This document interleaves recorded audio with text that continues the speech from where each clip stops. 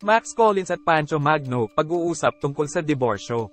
Ayon sa pinakahuling balita, si Max Collins ay nagpahayag na siya at si Pancho Magno ay nag-uusap na tungkol sa paghahain ng diborsyo.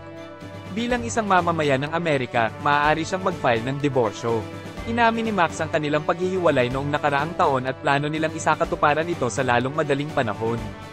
Ang mga dahilan ng paghihiwalay ni Max Collins at Pancho Magno ay inilarawan bilang mahirap ngunit magalang. Ayon kay Max, hindi na sila nagkakasundo at kailangan nilang maglaan ng oras na magkahiwalay upang makita kung paano ito magiging epektibo dahil may anak silang dapat isipin. Inamin niya na matagal na silang naghiwalay noong panahon ng pandemya at sinubukan nilang iligtas ang kanilang relasyon hanggat maaari.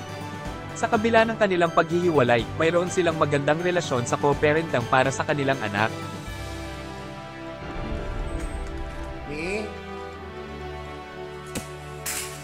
Sino yung babaeng laman ng USB mo, ha? Umamin ka. Ano sasabihin mo? Umamin ka na! Sino siya?